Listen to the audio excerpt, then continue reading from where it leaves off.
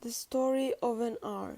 Knowing that Mrs. Muller was afflicted with a heart trouble, great care was taken to break to her as gently as possible the news of her husband's death. It was her sister Josephine who told her in broken sentences, veiled hints that revealed in half-concealing.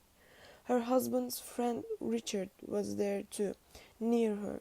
It was he who had been in the newspaper office when intelligence of the railroad disaster was received, with Brantley Muller's name leading the list of killed. He had only taken the time to assure himself of its truth by a second telegram, and had hastened to forestall any less careful, less tender friend in bearing the sad message. She did not hear the story as many women have heard the same, with a paralyzed inability to accept its significance. She wept at once, with sudden wild abandonment, in her sister's arms. When the storm of grief had spent itself, she went away to her room alone. She would have no one follow her. There stood, facing the open window, a comfortable, roomy armchair. Into this she sank, pressed down by a physical exhaustion that haunted her body and seemed to reach into her soul. She could see in the open square before her house the tops of trees that were all aquiver with the new spring life. The delicious breath of rain was in the air. In the street below, a peddler was crying in his wares.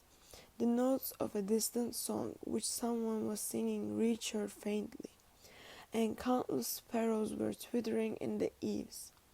There were patches of blue sky showing here and there through the clouds that had met and piled one above the other in the west, facing her window. She sat with her head thrown back upon the cushion of the chair, quite motionless, except when a sob came upon in her throat and shook her, as a child who has cried itself to sleep continues to sob in its dreams. She was young, with a fair, calm face, whose lines bespoke repression and even a certain strength, but now there was a dull stir in her eyes, whose gaze was fixed away off yonder, one of those patches of blue sky.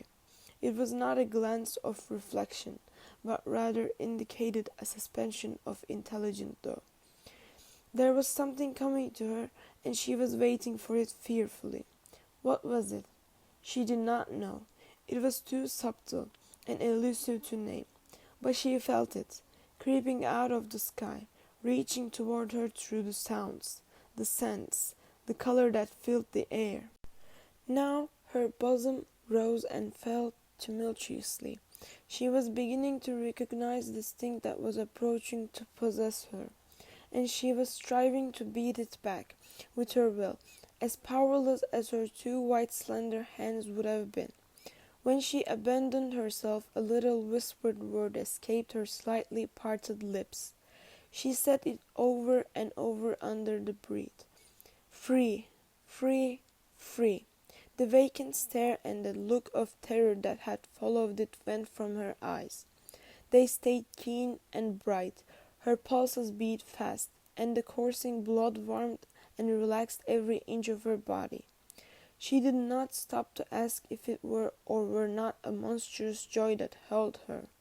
A clear and exalted perception enabled to her to dismiss the suggestion as trivial. She knew that she would keep again when she saw the kind, tender hands folded in death, the face that had never looked save with love upon her, fixed and grey and dead. But she saw beyond that bitter moment a long procession of years to come that would belong to her absolutely, and she opened and spread her arms out to them in welcome. There would be no one to live for during those coming years. She would live for herself. There would be no powerful will blending hers in that blind persistence with which men and women believe they have a right to impose a private will upon a fellow creature. A kind intention or a cruel intention made the act seem no less a crime as she looked upon it in that brief moment of illumination. and yet she had loved him sometimes. Sometimes. Often she had not. What did it matter? What could love, the unsolved mystery, count for in the face of this possession of self-assertion, which she suddenly recognized as the strongest impulse of her being? Free, body and soul free, she kept whispering. Josephine was kneeling before the closed door with her lips to the keyhole, imploring for admission. Louise, open the door, I beg. Open the door. You will make yourself ill. What are you doing, Louise? For heaven's sake, open the door. Go away. I'm not making myself ill. No, she was drinking in a very elixir of life through that open window. Her fancy was running riot along those days ahead of her, spring days and summer days, and all sorts of days that would be her own. She breathed a quick prayer that life might be long. It was only yesterday she had thought with a shudder that life might be long. She arose at length and opened the door to her sister's importunities. There was a feverish triumph in her eyes, and she carried herself unwittingly like a goddess of victory.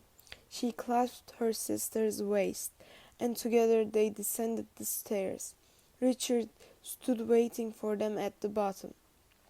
Someone was opening the front door with a latchkey. It was Brantley Mallard, who entered a little travel-stained, composedly carrying his gripsack and umbrella. He had been far from the scene of accident, and did not even know there had been one.